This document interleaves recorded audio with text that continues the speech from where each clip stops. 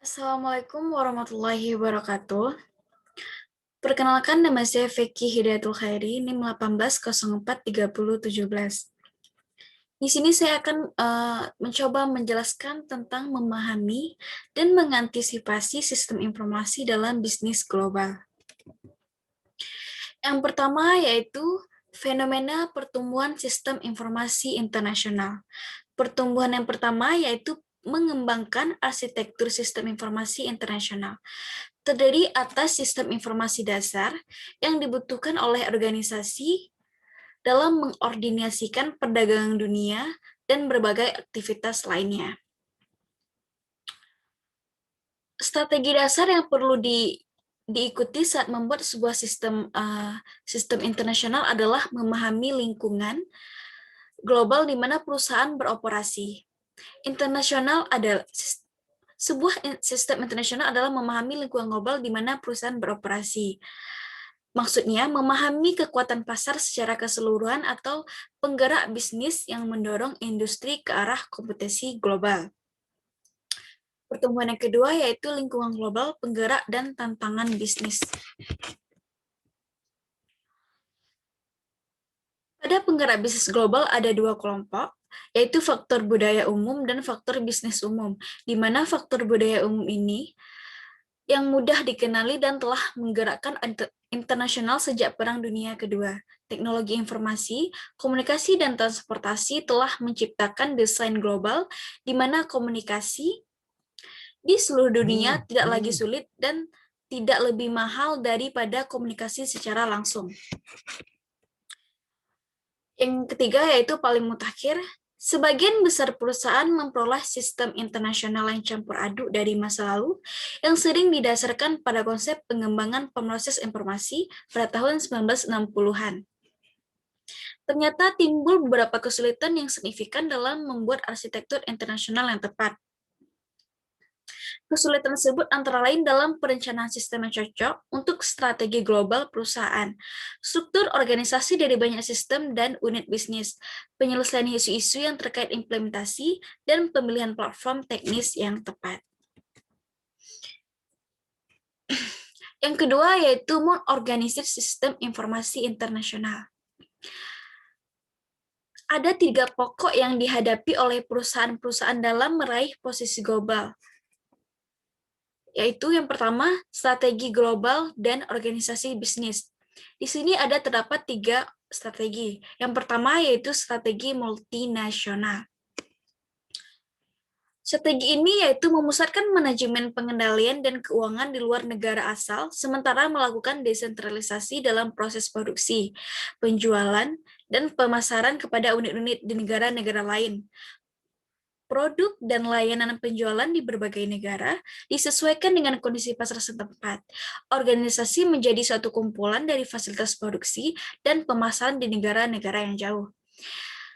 Yang kedua yaitu strategi pewaralaba atau Pranses. Merupakan penggabungan yang menarik dari hal yang baru dan yang lama. Di satu sisi, produk diciptakan, dirancang, dibiayai, dan diproduksi pertama kalinya di negara asal, tetapi untuk alasan khusus terdapat produk tertentu harus disesuaikan dengan personil luar negeri untuk memperluas proses produksi, pemasaran, dan sumber daya manusianya. Yang ketiga yaitu sistem global untuk penyesuaian strategi. Sistem adalah berbagai aktivitas yang dilibatkan dalam pembuatan, maksud saya yang ketiga yaitu strategi lintas negara. Strategi ini di mana hampir semua aktivitas yang dapat memberikan nilai tambah diatur dari perspektif global tanpa memandang batas-batas nasional, mengoptimalkan sumber dari pemasukan dan permintaan dimanapun keduanya muncul, dan memanfaatkan kesempatan dari keunggulan kompetitif lokal.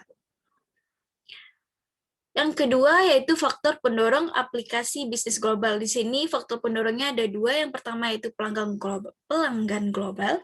Teknologi informasi global dapat membantu menyediakan layanan cepat dan nyaman kepada orang-orang atau perusahaan yang berpergian kemana saja dengan operasi global. Yang kedua yaitu produk global. produk sama di seluruh dunia atau dirakit oleh anak perusahaan di seluruh dunia.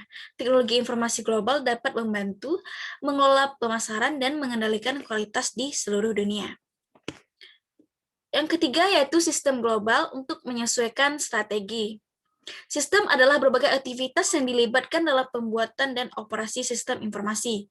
Konsepsi dan keselarasan dengan rencana bisnis strategis mengembangkan sistem serta aktivitas yang dilakukan terus-menerus dan pemeliharaan.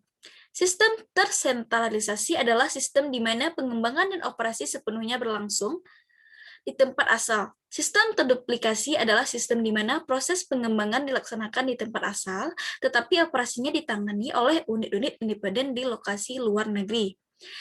Sistem jaringan adalah sistem yang mengembangkan, yang pengembangan dan operasinya berlangsung secara terintegrasi dan terkoordinasi pada seluruh dunia.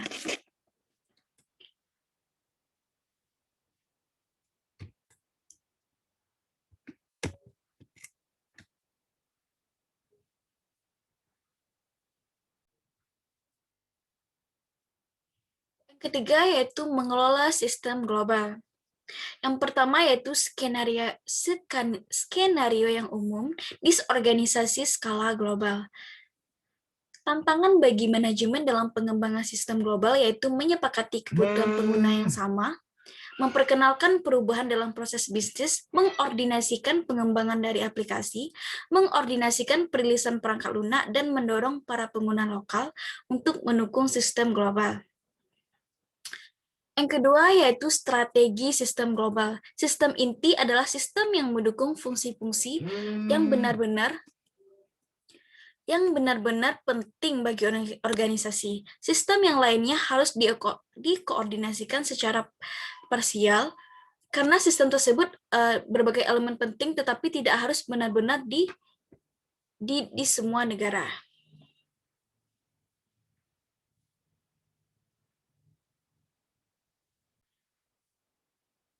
Di sini ada 4 strategi sistem global. Yang pertama, mendefinisikan proses bisnis inti. Proses bisnis adalah sekumpulan tugas yang saling terkait secara logis untuk menghasilkan hasil bisnis yang spesifik, seperti mengirimkan pesanan pelanggan yang benar atau memunculkan produk yang inovatif ke pasar. Yang kedua itu mengidentifikasi sistem inti untuk koordinasi terpusat. Yang ketiga yaitu memilih pendekatan bertahap, rancangan keseluruhan, dan evolusioner. Yang keempat yaitu jelaskan manfaatnya. Yang keempat yaitu isu dan peluang teknologi untuk rantai nilai global. Ketika perusahaan menentukan suatu model bisnis global dan strategi sistem, mereka harus memilih perangkat keras, perangkat lunak, dan standar jaringan seiring dengan aplikasi sistem yang utama untuk mendukung proses bisnis global. Tantangan yang utama adalah menemukan cara untuk menstandarkan platform komputasi global ketika terdapat banyak sekali variasi dari unit operasi yang satu ke unit operasi lainnya dan satu negara ke negara yang lainnya. Yang pertama itu platform komputasi dan integrasi sistem. Perkembangan arsitektur sistem informasi lintas negara yang didasarkan pada konsep cocok dengan sejumlah aplikasi yang ada, yang telah dikembangkan di seluruh dunia oleh divisi-divisi yang berbeda. Tujuannya adalah mengembangkan sistem global, terdistribusi, dan terintegrasi untuk mendukung proses bisnis digital yang melintasi batas-batas antar negara. Yang kedua, konektivitas.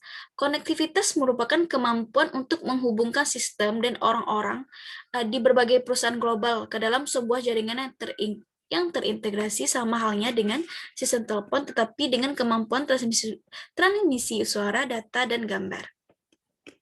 Yang ketiga yaitu penempatan perangkat lunak.